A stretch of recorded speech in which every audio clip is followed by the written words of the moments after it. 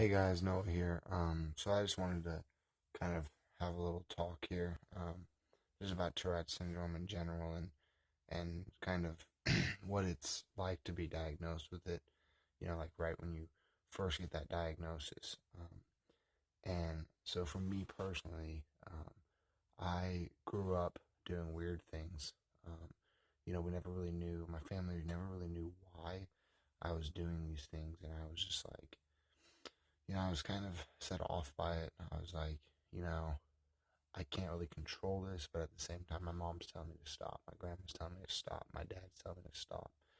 So I had to try to stop, but I couldn't.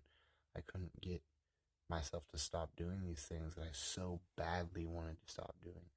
I remember my first tick was in kindergarten. I think it actually started on my fifth birthday, and um, what ended up happening is I woke up, um, and I don't remember exactly when in the day it was, but all of a sudden I started flapping my wings and barking like a chicken. I was like, bark, bark, bark.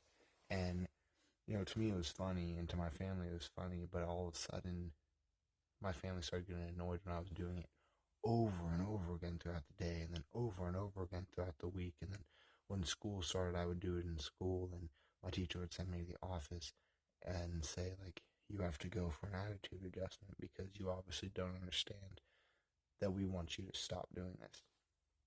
And, um, it was hard for me, and it really got my self confidence down because I couldn't stop, and I really wanted to. And I kept telling myself, Noah, just stop doing this. And it was really difficult. But then the real problem was my entire life. I grew up not knowing what was wrong with me. I knew I was different. I knew something was off about me, but I never really knew what it was. And I never really asked a doctor about it. I was like, this isn't really a doctor's business. Like, they don't really need to know about this. But then when I was about 11 years old, so probably about 6 years after I first experienced tics, which is a long time to go with tics, and not be diagnosed. I finally asked the doctor. I was like, I'm doing these things. I don't know what it is. I don't know why I do it, and I really want to stop. And what ended up happening was my doctor diagnosed me with an anxiety disorder, where I would get really anxious and my nerves would lock up, and I would do weird things because of it. Um, and and I was like, okay, okay, I guess I've been a pretty anxious person my whole life. I'll take that. So he medicated me for it, and it worked for a little while. It didn't like take away the tics, but it made me really feel better. I finally had something that I thought was a cure-all. But then all of a sudden, um, I uh, I just really it started getting worse. I started having head shaking tics. I was going like this, and I was doing the really offensive signs. I was flipping people off, all that stuff, and it was um, it was really difficult. And so I ended up going to my doctor. And I'm like, I don't think I have an anxiety disorder. I think something else is wrong with me. I think something's wrong with my brain. I think you need to check it out. He said, no, no, no. It's just this nervous disorder. You're just a nervous person. So I went and on with my life. And about 15 years old, I watched this movie called Phoebe in Wonderland. It has Elle Fanning in it. Um, and it was like, what? Like that girl has the same stuff as me. She does weird things. She has to count to certain numbers. She has to wash her hands. She has to do all this stuff. And I'm like, that girl's just like me.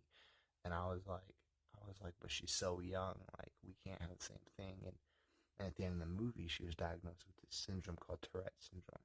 And I'd never heard of it in my entire life. I was like, what is that? And so I watched it over and over again. I was absolutely amazed with this movie and in love with this movie because I finally found somebody at 15 years old that I could really connect with. And at 16, I was like, Mom, I want to have I want to make an appointment with a neurologist and ask them about Tourette syndrome. She didn't think much of it. She's like, you know what? I guess you can. Like, and as soon as I walked in, this neurologist was like, yeah, man, you have Tourette syndrome, and he's like, I have no doubts about it. Um, you have he diagnosed me with Tourette syndrome, OCD, ADHD, a sleeping disorder, an anxiety disorder, all these things that really go together and make Tourette's. And you know, you would think that it would be the most devastating thing in the world to be diagnosed with this syndrome, but when it came down to it, I was so happy that I finally knew, you know, yeah, I guess you could say I have something wrong with me, but it's not what I thought. I'm not crazy. I'm not, um, I'm not out of it. I, I just have a syndrome, and it really changed me, and it made me happy, and then all of a sudden it didn't make me happy. Um, a few weeks ago, uh, I'm 17 now, and a few weeks ago it really got me because, I'd like to have a relationship. I'd like to have a girl like me. I'd like to, um, not feel self-conscious about myself thinking, oh, a girl doesn't like me because I do these weird things and I flip them off. And there's a girl that I like. And, sometimes it's just like, maybe she doesn't like me because of my Tourette's. And it really got to me a few weeks ago. And I ended up walking out of my youth group at church and just freaking out. And an amazing guy at my youth group came and he calmed me down. He said, "You know what? You are loved. You are an amazing man, and despite this disability, you have brought this amazing love to this group, and you've brought this understanding of not everybody's the same to this group." And that guy, he changed my perspective on it. And there's days that I cry, you know, thinking, why can't I control my body? Why can't I be just like that guy over there who has a girlfriend and doesn't have to worry if she's going to leave him because he says something offensive to her, or he hits her, or he does any of this stuff. And, it's always weighing on me, but what's amazing is that I know for a fact that someday I'll find somebody. I know for a fact that someday I'll fall in love and I'll find somebody who loves me for everything about me, my tics and all. And I think that's what you guys need to take away too. Even if you don't have Tourette's, whatever your difference is, somebody will love you, and somebody does love you. And somebody has always loved you, whether you believe this or not. There's a God in heaven, and He loves you, and He's made you perfectly in His eyes. And I don't really know what else to say about that, because it doesn't matter what everybody else thinks. It doesn't matter if you have a girlfriend or a boyfriend, or if you're different, or if you're just the same as everybody else. You are loved by one person, one amazing God, and that's all you need to focus on. Once you have God and you um,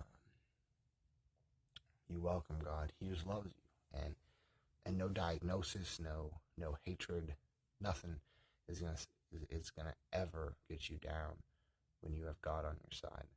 Um, so yeah, guys, I just want to say once again that the most important thing in life, whether you have Tourette's, OCD, Asperger's, any mental or physical disability, you are loved, and the most important thing is that you're loved by God, and the second most important thing is that you love yourself. You always, always, always have to love yourself, because if you don't love yourself, nobody else can be expected to love you. So just, guys, please just always love yourself, and never, ever have any hatred for yourself, because you're all you got in this world. No matter what, 100% of the time, you are with you. So you gotta love yourself, because if you don't, you'll get really annoying, because you're with yourself 24/7. So that's all, guys. Just love yourself, and remember that God loves you.